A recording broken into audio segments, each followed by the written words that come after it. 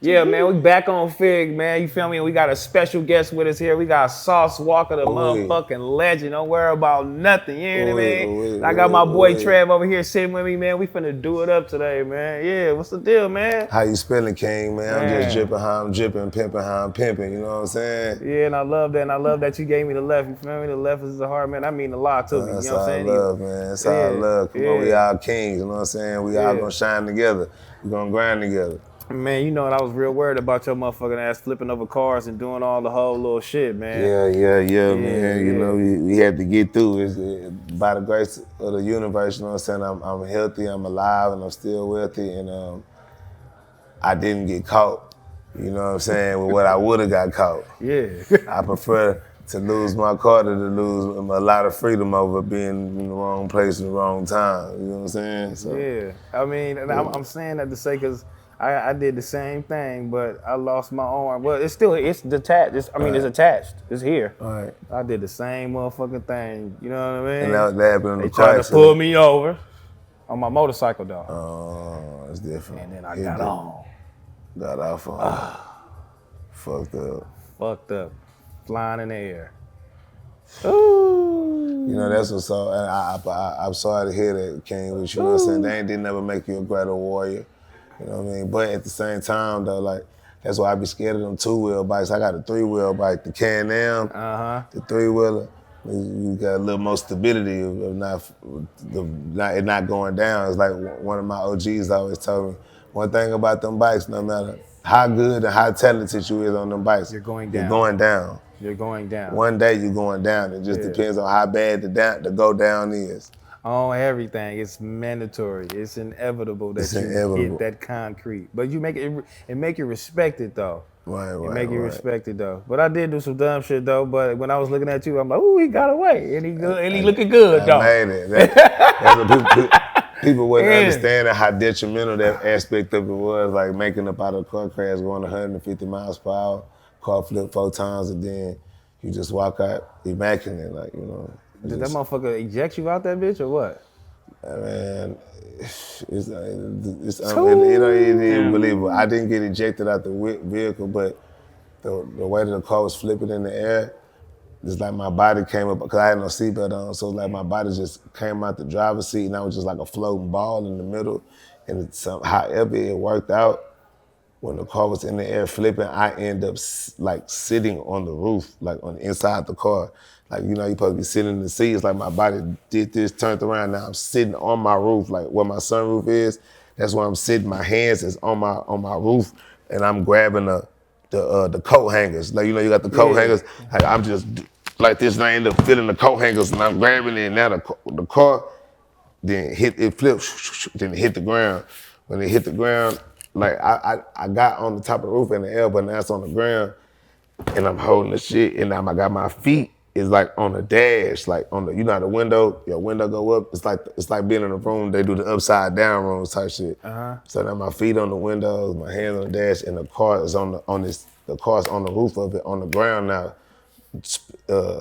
fishtailing, twirling going, and all you see is the sparks coming from all the windows and the car, the scrap metal and everything, just going over all my legs and shit, and I could feel the sparks everywhere, and it's like a movie in slow motion. I'm just not to be laughing. That music is funny. I swear I can't make this shit up, bro. Holy shit. That nigga said I start hearing the music like, fuck, I should have did that. I just fucked up my car, bro. Yeah. So they were like behind you, or you had made it in the clear? God. At that point, I was like super in the clear. I really thought it was something else than what it was. I thought it didn't even look like it was the laws at first. I thought it was just like some random weirdo shit. So I was just like, okay, let me just speed off in case some motherfucker trying to overly just do some weird shit, or take some pictures, or just follow me or some shit like that. I ain't know it.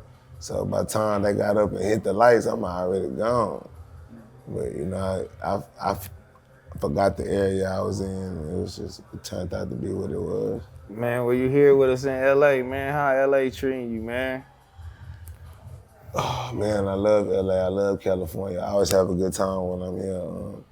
Got a lot of love and honor in the streets of California, you know what I'm saying? From the west sides to Compton to Nicholson Gardens to the 60s, the 100s. Like, just got a lot of friends out here. Shout out to my boy Chef Grizzly, man. I can't wait to go to Grizzly and get me some of that good food. I like that, homie. I like you said you like that coming to LA and the street you right and all that shit, man. Yeah, How you feel about niggas be talking about, nigga, you gotta check in, nigga, when you get out here? Like, do you think that's a thing or do you think that's a respect thing? It's a respect thing. It's not, it don't make you less of a man to say that I went to another man's territory, another man's terrain, another man's kingdom, another man's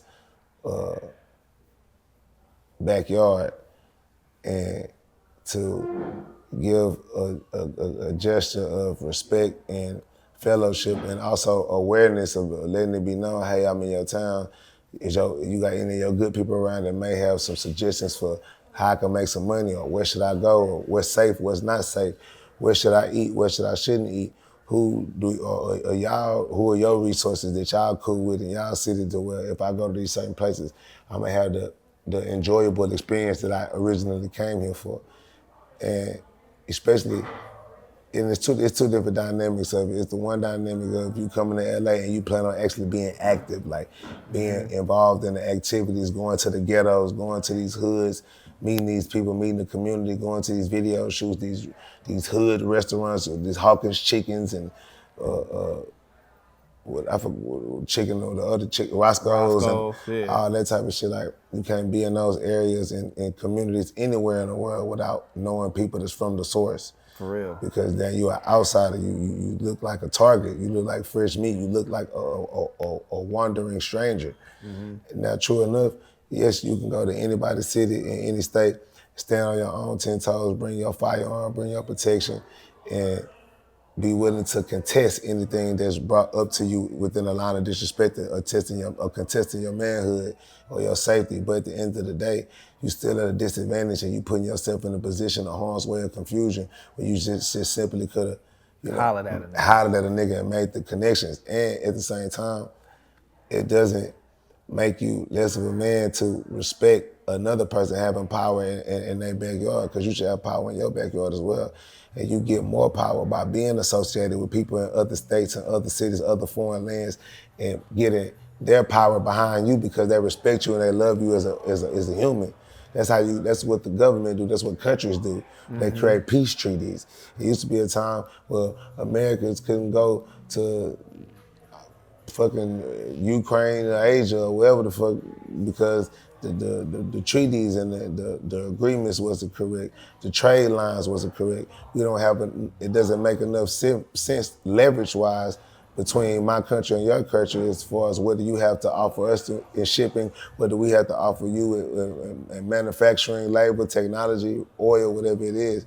It's the same thing within the music industry. Like, and if you don't check in or you don't make connections with people in their cities and states and you end up lost it's not even always about getting robbed, it's not always about something violent happened to you. You can go to jail because you was driving in the wrong area that everybody in that city knows you're not supposed to drive around out there, you're not supposed to hang around out there, you're not supposed to smoke weed around there.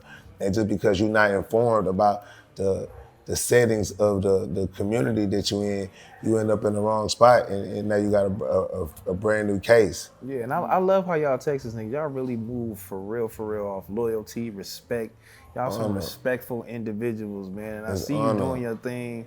I'm saying coming together. I'm saying especially with Maxo, man. Yeah, I seen y'all. Yeah. That shit was like, yeah. Y'all was out there slap boxing. Shout out Maxo. It was a sick thing. Like for niggas to see that, I'm like, that's what homies supposed to be doing.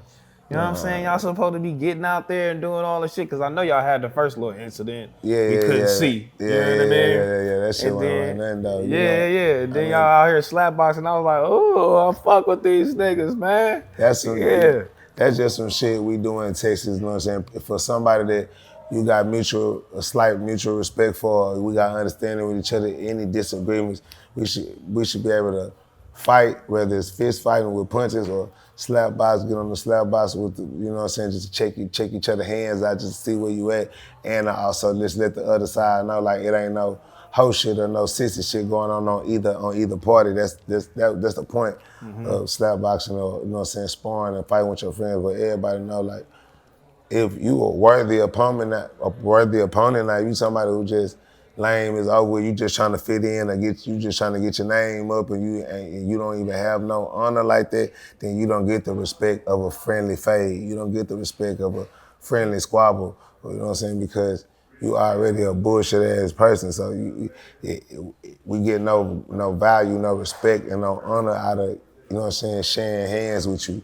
Feel me? Some people don't deserve that honor and that respect, but you know what I'm saying? It's all fun, but you know, we all know, and everybody know, like when they get real and they get serious, like Texas boys gonna punch, and I'm one of the main ones gonna punch. I promote creative recreation through boxing and gloves in my studio. Like, we promote this shit. Like, you know what I'm saying? I was like, I feel like the gloves are right there. You see my gloves right here? You show my shit.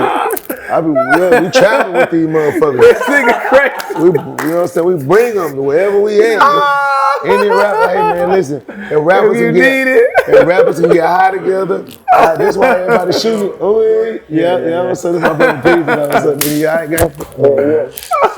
My leg, what's the deal, bro? How you feeling? God. This be people problem right here. You know what I'm saying? All the young niggas out there, young punks scared to punch each other and knuckle up. So now they got to kill each other and shoot at each other. But you know what I'm saying? You can live to fight another day. You know what I'm saying? You might lose a couple points on the board. But what be your main issue though with rappers? Because you be vocal as a motherfucker. But like, my main thing with rappers is like, a lot of people just overly play tough when it's unnecessary. Cause like most of the real tough niggas, we ain't even acting like that because we really like that and we trying to stop being like that. Yeah. Because being like that has brought us problems, it brought us cases, it brought us death, loss of family members, loss of loved ones, loss of finances, loss of freedom, loss of time. Because we really living like that, we really in the streets, we really always willing to sacrifice it all for the greater good of our own respect, morals, our principles, our values, or at the end of the day, we always trying to defend for somebody else or defend for ourselves in a violent manner that can get out of hand. So, like, as far as a rap artist, when you're an artist, it's like, we supposed to be men to be masculine, that's for sure, because there's a lot of stuff that's emasculate going on that I don't like either. Yeah. But for those who are, we don't gotta be so, the art, you know what I'm saying, being stiff, as they consider themselves, street, whatever. Like, we don't have to always be all extra, too cool for school, too tough on camera. Like, you know, this is entertainment, and we are all entertaining individuals. We black kings, we young kings, we creative, we diverse. It's people from all around the world that loves the art of hip hop and the people, the artists that are involved in hip hop, to where it's leaking off to other races and other places and other spaces that don't even speak English. So we have to be mindful that we have a stigma to uphold and also a stigma to correct. We have a representation and a perception of us that is good and bad. It's a double-edged sword because a lot of people feel that most of these rap artists are unapproachable or unable to have a certain type of conversation where they may have to understand that we want to do some business with you with Gatorade, but you can't put guns in your videos anymore, or we would like for you to not come to this place with 30 of your friends that got firearms on them. Or you cleaned up your shit like that? You feel like you need to clean up your image like that to get those type of brand deals and shit like that? In certain areas I have, in certain areas I won't. Yeah. Because some of the, I mean, at the end of the day, I got my own moral code and belief system as well. And like, I'm the type of person, I'm gonna make money regardless. Like, you more annoyed from niggas like acting tough, or more annoyed from niggas stealing your style and not giving you recognition? You know what I mean? Stealing my style, because niggas been acting tough their whole life. That's their own personal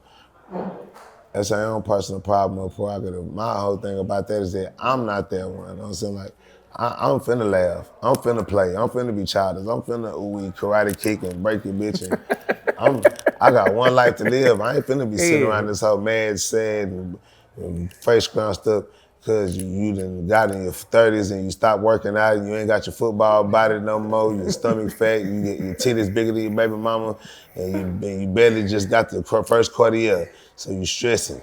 because everybody else is living with blessings. So you just want to be tough and take something. All right, whatever, I don't know. Motherfucker take your life if you over here trying to take somebody to watch.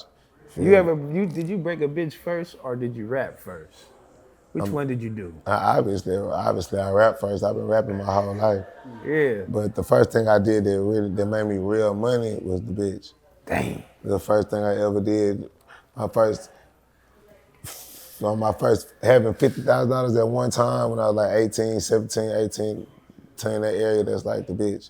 And then it just progressed from there. I never went back. I wish my nigga Smack was here, cause that's his only motherfucking claim to fame and story. I broke the bitch came up and she gave me 50,000 in cash. I ain't gonna lie. Nigga, she got the nigga, she came out the room and I had 50,000, I couldn't believe it. I'm like, this nigga wild motherfucker, homie. It's level. It start there, and then next thing you know, you'll be getting 450,000 from a girl at one time. Yeah. Get 600,000 at one time. You know what I'm saying? Just levels. Now it's just all OnlyFans though, right? Yeah, now. That's the biggest thing. Now I'm just straight clean. I'm straight clean business, only entrepreneurship. You know what I'm saying? No street stuff. You know what I'm saying? Just music. How that OnlyFans shit though, that shit is real lucrative for real though. Like shit, it's just look at it like this. Do you and your family still go to the movies a lot, or do y'all watching Netflix? Yeah, we on Netflix. All right then. If everybody watching Netflix, Hulu, Crunchyroll, what do you think everybody else is doing for their ecstasy? It's the same difference. And that's like, you get to see the girl next door. And you gotta think too, like, we just living in a world where people glorify what they visualize. Everything is visualized and is able to be instantly gratified through the phone, instant gratification. Mm-hmm. It's what they want. Yeah. They want to consume. They want to download data and information, and most of the data and information that they want to download, most of it is promiscuous now, because it's so many sexy women showing their body parts on social media. It's so much temptation, there's so much teasing going on to where if a model divides her body up on the social platform to where this page is all about my feet, this page is about my butt, and this page is about my face and my lips and the way I walk. And these are all different properties that people are fans of now. You got 10,000 dudes that's willing to pay her $10 a month to look at her feet. You got another $5,000 over here that's willing to pay her $20 to look at her butt. But both of these are reoccurring revenues that's coming every 30 days. Man, that shit sounds crazy. Did you have to come around to that OnlyFans hustle, like, or did you?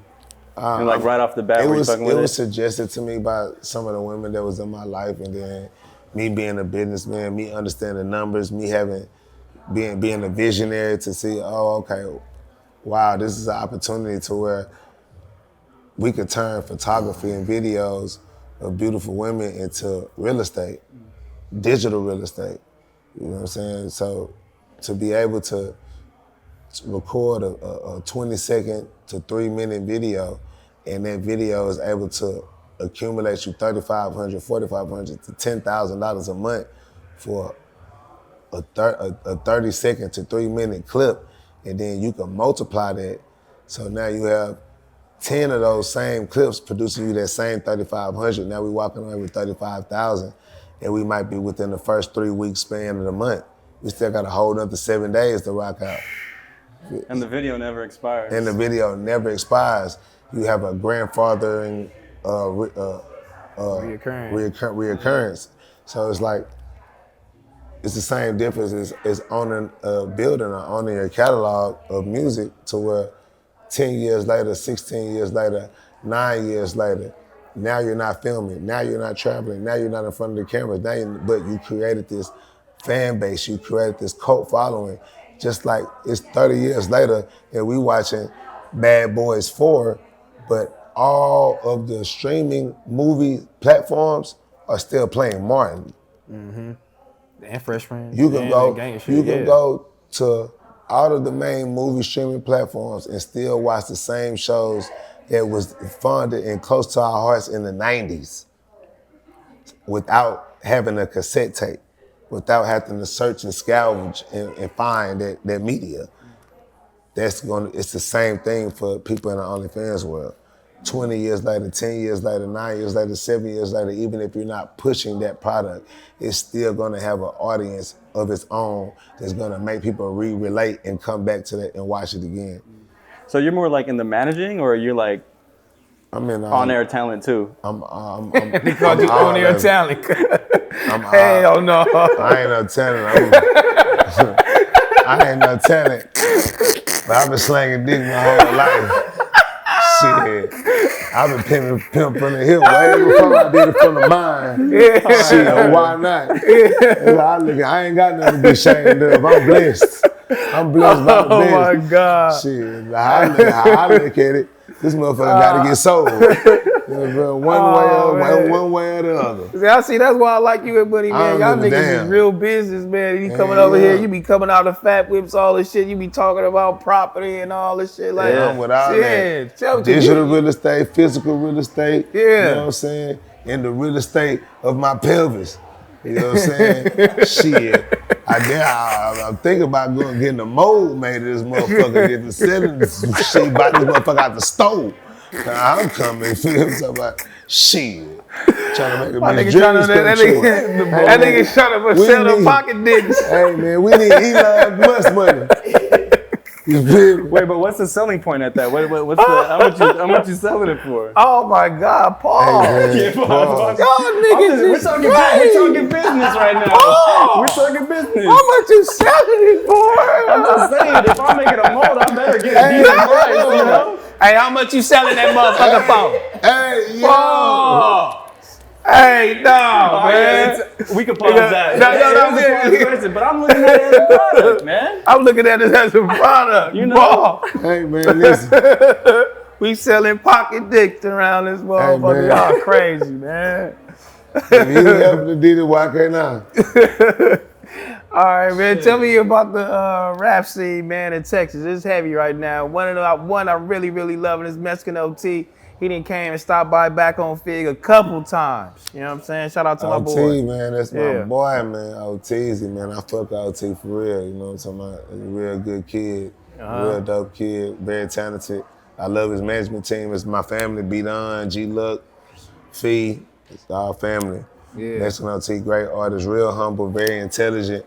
You know what I'm saying? A great work ethic. And all the artists in Texas that's young like him right now is doing real good, especially the Hispanic scene. Yeah. He told me to come out there and shoot some hogs. I said, okay. Oh, yeah, I seen that. Yeah. He called. Matter of fact, y'all make sure y'all go check out that new Mexican OT and Peso video right now. My artist Peso T is still business, my brother. I gotta get him on too. Peso, that boy. Yeah, I seen Travis on the latest project. Yes, sir. Is there any backstory behind that? You know, this is the second song me and Travis did release. It's been like 4 years ago, right? You guys released the first one? Yeah.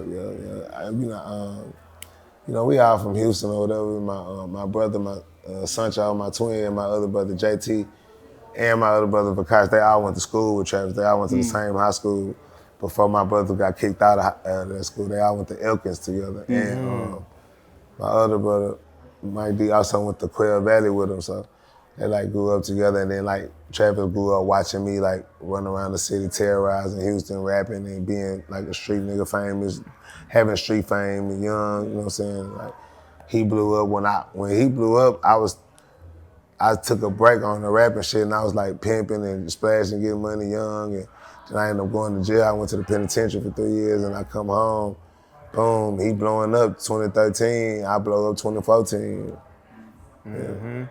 Yeah, I mean, I like the shit that Dot did out here, Kendrick did. You know what I'm saying? And bringing everybody together and shit like that, and you know, having everybody on stage. Yeah, that was so crazy. He got 60s on stage with Hoovers and Pyrus and Bounty Hunters and Avenues and all that was dope to see. That was. I really want to see every state do that though. Me too. Every state. You know what I'm I feel like Put it together. I think Detroit did it with Four Deuce Doug, the East Side and the West Side, and Peasy and all that. They did that too. So I feel like it's just a new energy that's spreading around the urban community and hip hop, and I feel like people are starting to. It's a never-ending battle. You know, niggas get shot every day, B. Yeah. But I feel like eventually and slowly but surely, people are trying to get back into a space where we having fun with music, we having fun with life, we having fun with money, we having fun with people can be around each other and have an event in a social space where everybody can have fun, maybe have a few arguments and disputes, but everybody still go home and nobody get hurt. I think it's kind of getting back to that space again where people just naturally want to go out and have fun. Who you think would be the artist that can bring that together like that? Just young, you know what I'm saying? A younger artist that can bring y'all on stage and have that much fun and that much unity. It's hard to say when you're saying the entire game, but I think regionally, Where every you from? city, Texas. Texas is me. Yeah.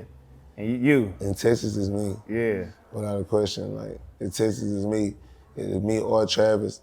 But even with Travis, it's like his connection is more with the world. His connection is more with the industry. It's abroad. If he do a huge event, he gonna bring like 2 or 3 of the main stars out of Houston that he really fuck with personally, but he gonna have the entire universe of stars at one of his events because, you know what I'm saying, he's the legend that he is. He's the new Kanye West. He's the next genius mind of this generation. So it's like, on some Texas shit, it gotta be somebody that's like really in the mud, really in the streets, the projects, the studios, the trap houses, like taking them same chances and sacrifices that these young artists making to get jury and have money. That's what make them feel respectful and comfortable enough to where I come here.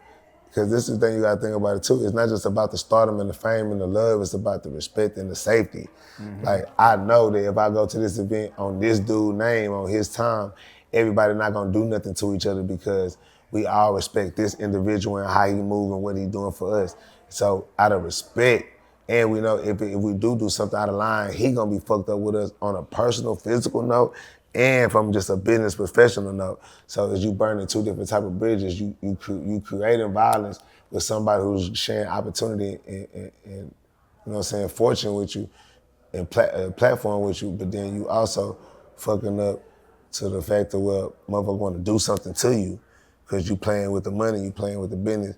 And I feel like every city and state has an individual that got like, it might be the baby in Charlotte, it might be Boosie in Baton Rouge, or, you know what I'm saying, if Young Boy wanted to step out of his, you feel me? But Get out your element real quick, little man. But again, like we just said, it might take a person like a Birdman or a Boosie to come together first.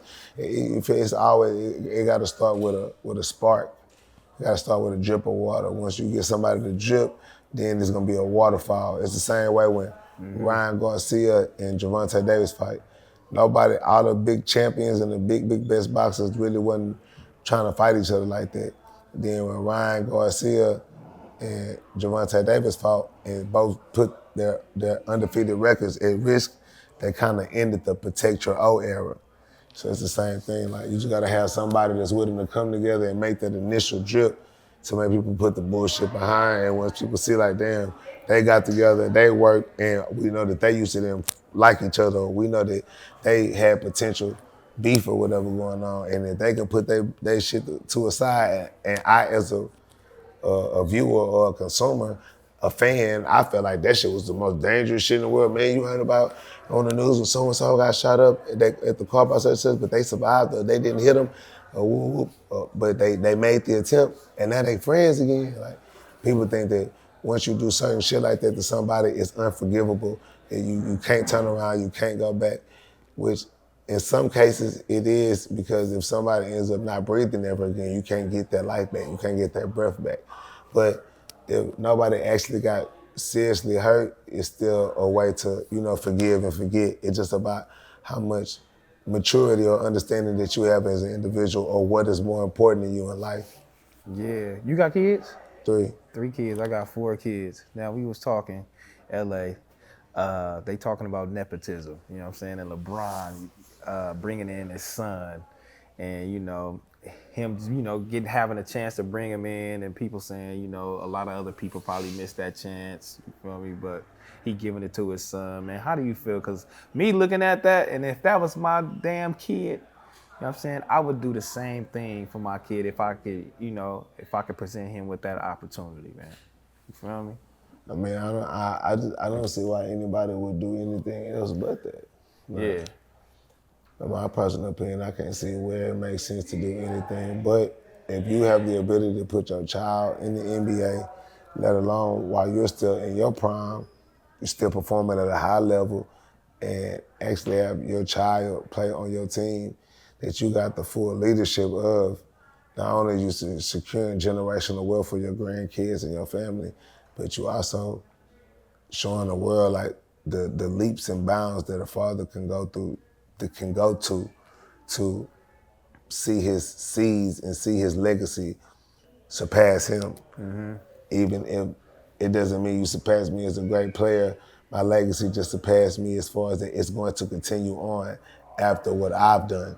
My work is not finished. When I walk off the court, my son will still be here, my grandsons are gonna be here, and their grandsons are gonna be here just because of the staple that I've set in the NBA or in any company. Anyway. It's the same thing as owning a company. The person who owned fucking Hasbro toys or whatever the fuck, Heinz ketchup or the rubber band company that created the rubber bands. And that's generational businesses that's passed down to grandsons and granddaughters and you know, that's how wish we that's could wealth. do that for our kids. That's a dream for some people to do that for their kids. I ain't gonna hold you too long, man. Before we get up out of here, man, I just wanna, you know what I'm saying, let the people know what you got coming out, anything new. You know what I'm saying? You already dropped some shit. You know what I'm saying? Let them know, plug it up. We Sauce Fathery, June 29th is going down.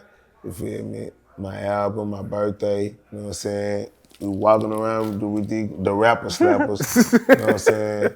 We can, for no violence, we put the guns down, put your hands up. I ain't fighting no niggas that ain't nobody, though. If you ain't worth it, and you ain't got your name up and your game up, if your career dying, don't come try to fight me to save your career. This ain't the charity, Star Hope, this ain't Goodwill. I ain't in the business of saving rappers' careers because you want to fight so you can get you some clicks and some followers.